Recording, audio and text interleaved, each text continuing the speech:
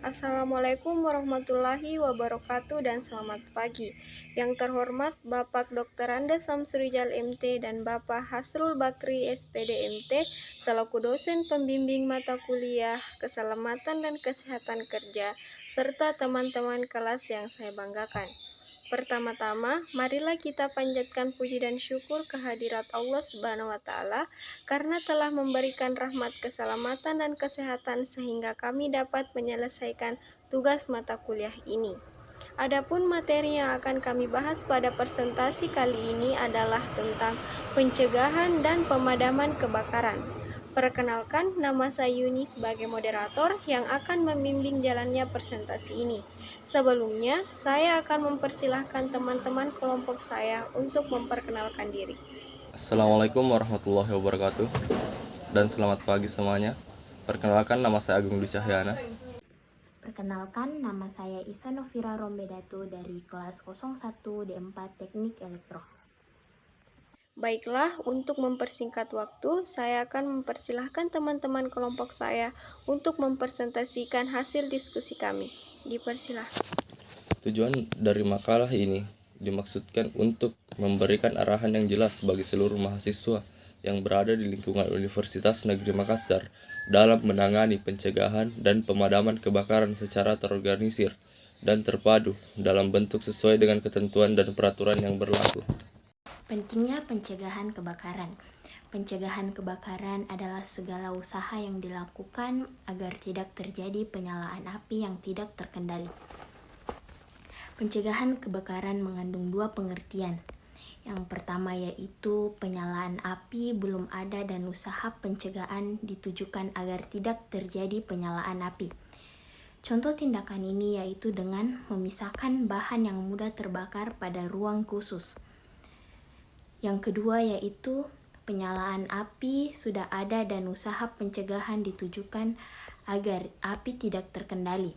Contoh dari tindakan ini yaitu mengatur nyala api di dalam ruang tempat, ketel uap, dapur pemanas, dan lain-lain. Pencegahan kebakaran menurut Keputusan Menteri Nomor 180/Men/1999 yaitu mencegah, mengurangi, dan memadamkan kebakaran di tempat kerja yang meliputi A. Pengendalian setiap bentuk energi, B. Penyediaan sarana deteksi, alarm, dan sarana evakuasi, C. Pengendalian penyebaran asap, panas, dan gas, D. Pembentukan unit penanggulangan secara berkala, E. Memiliki buku rencana penanggulangan dan keadaan darurat kebakaran bagi tempat yang berpotensi bahaya kebakaran sedang atau berat. Klasifikasi kebakaran di Indonesia mengacu pada Peraturan Menteri Tenaga Kerja dan Transmigrasi per Nomor 4 Menteri 1980, 14 April 1980 tentang syarat-syarat pemasangan dan pemeliharaan alat pemadaman api ringan atau APAR. Klasifikasi tersebut adalah sebagai berikut. Kelas A, bahan bakar padat atau bukan logam. Kelas B, bahan bakar cair atau gas yang mudah terbakar. Kelas C, instalasi listrik bertegangan. Kelas D, kebakaran logam. Klasifikasi di Eropa. Klasifikasi di Eropa sesudah 1970 mengacu kepada Komite European Denormalization sebagai berikut. Kelas A, bahan bakarnya bila terbakar meninggalkan abu. Kelas B, bahan bakar cair, contoh bensin, solar, spiritus, dan lain-lain. Kelas C, bahan bakar, contoh LNG, LPG, dan lain sebagainya. Kelas D, bahan bakar logam, contoh magnesium, potasium, dan lain-lain. Klasifikasi American National Fire Protection Association. Kelas A, bahan bakarnya bila terbakar meninggalkan abu. Kelas B, bahan bakar cair atau sejenis. Kelas C, kebakaran karena listrik. Kelas D, kebakaran logam. Klasifikasi Amerika UC Coast Guard. Kelas A, bahan bakar padat. Kelas B, bahan bakar cair dengan titik nyala lebih dari 170 derajat Fahrenheit dan tidak larut dalam air, misalnya bensin, benzina, dan lain-lain. Kelas C, bahan bakar cair dengan titik nyala lebih kecil dari 170 derajat Fahrenheit dan larut dalam air, misalnya etanol, aseton, dan lain-lain. Kelas D, bahan bakar cair dengan titik nyala lebih besar atau sama dengan 170 Fahrenheit dan tidak larut dalam air, misalnya minyak kelapa, minyak pendingin, trafo, dan lain sebagainya. Kelas E, bahan bakar cair dengan titik nyala yang sama atau lebih tinggi dari 170 derajat Fahrenheit dan larut dalam air, misalnya gliserin, ethylene, dan lain sebagainya. Kelas F, bahan bakar logam, misalnya magnesium, titanium, dan lain sebagainya. Kelas G, kebakaran Peralatan dan bahan. Peralatan dalam pencegahan dan pemadaman kebakaran terbagi atas 5. Yang pertama yaitu fire hydrant. Fire hydrant ini terbagi menjadi 3 jenis. Yang pertama yaitu hydrant gedung, hydrant halaman, dan hydrant kota. Sesuai dengan namanya, hydrant gedung biasanya ditempatkan dalam gedung, begitu juga dengan halaman dan kota. Hydrant kota ditempatkan di beberapa titik yang memungkinkan unit pemadam kebakaran suatu kota mengalami cadangan air. Yang kedua yaitu detektor asap atau smoke detector.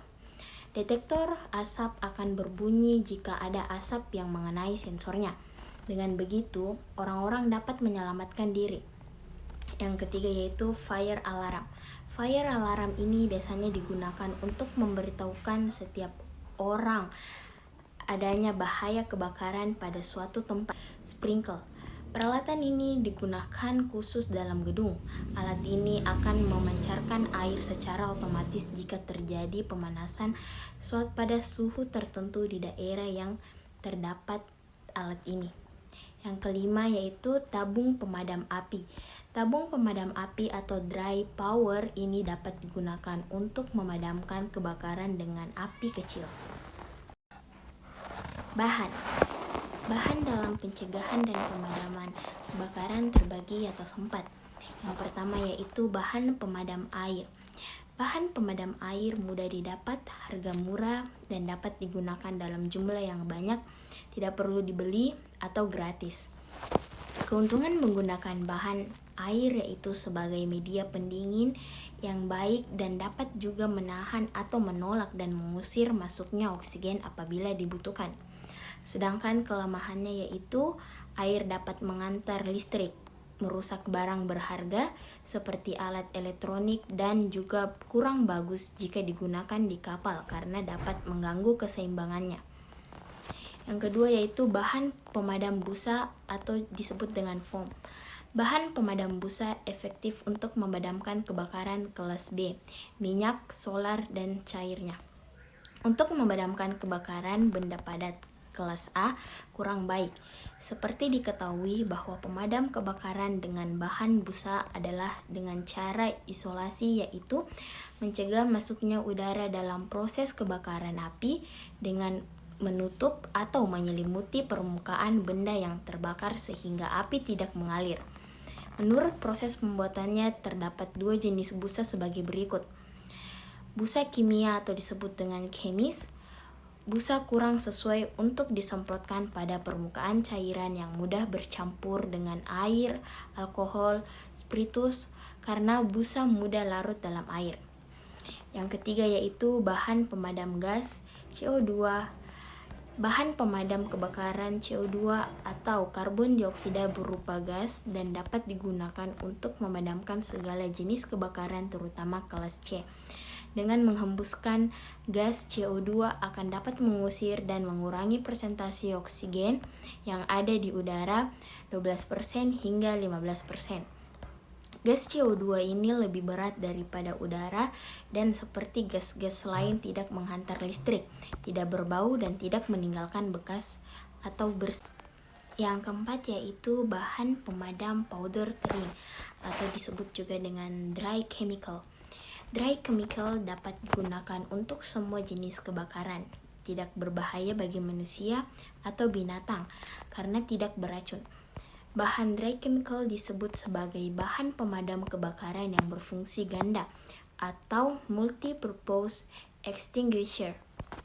Tidak menghantar listrik, powder berfungsi mengikat oksigen atau isolasi dan juga dapat mengikat gas-gas lain yang membahayakan. Dapat menurunkan suhu, mudah dibersihkan, dan tidak merusak alat-alat. Fasilitas penunjang serta penanggulangan kebakaran. Api merupakan suatu reaksi kimia yang berlangsung secara tepat atau bahan bakar, oksigen, dan sumber panas dengan perbandingan yang tepat dalam menghasilkan energi panas dan cahaya. Teknik pemadaman kebakaran adalah kemampuan untuk mempergunakan alat dan perlengkapan kebakaran dengan sebaik-baiknya Taktik pemadaman kebakaran adalah kemampuan untuk menganalisa situasi sehingga dapat melakukan tindakan cepat tanpa menimbulkan korban maupun kerugian besar. Ada 5 teori pemadaman api. 1. Cara pendinginan atau cooling. Salah satu cara dengan menurunkan temperatur bahan bakar sampai tidak menimbulkan uap atau gas kebakaran. Air adalah salah satu bahan pemadaman yang baik dalam menyerap panas. Pendinginan biasanya tidak efektif pada produk gas dan cairan mudah terbakar yang memiliki flash point di bawah suhu air. Oleh karena itu, media air tidak dianjurkan. Membasahi bahan-bahan yang mudah terbakar merupakan cara efektif dalam mencegah terjadinya kebakaran pada bahan yang belum terbakar. Akan memerlukan waktu cukup lama untuk terbakar karena air harus diuapkan terlebih dahulu. 2. Cara reduksi oksigen atau smothering. Dengan membatasi oksigen dalam proses kebakaran, api dapat padam. Proses ini biasanya dengan menutup sumber api dengan karung goni basah atau biasa disebut dengan pemadaman tradisional, ataupun dengan penyemprotan karbon dioksida yang dapat mengurangi oksigen dalam kebakaran tersebut. 3. Pemindahan bahan bakar atau starvation. Ini cukup efektif, tapi dalam prakteknya mungkin sulit. Sebagai contoh, pemindahan bahan bakar yaitu dengan menutup atau membuka kerangan, memompa minyak ke tempat lain, memindahkan bahan yang mudah terbakar, dan lain-lain.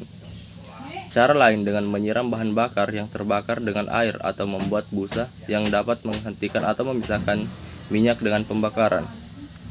4. Pemutusan rantai reaksi atau break-in reaction. Pertama kali, para ahli menemukan bahwa reaksi rantai dapat menghasilkan nyala api pada beberapa zat kimia mempunyai sifat memecah sehingga terjadi reaksi rantai oleh atom-atom yang dibutuhkan oleh nyala api untuk tetap terbakar. Dengan tidak terjadinya reaksi atom-atom ini, maka nyala api kelamaan akan padam. Yang terakhir, yang kelima, melemahkan atau dilution. Cara ini sama halnya dengan smothering. Hanya saja pada cara ini, seperti mengurangi konsentrasi dari setiap unsur pembentuk api, heat, full oksigen dengan memadukan keempat dari teori di atas. Demikianlah tadi presentasi kelompok kami. Saya sebagai moderator mohon maaf atas kekurangannya dan terima kasih atas perhatiannya. Wassalamualaikum warahmatullahi wabarakatuh.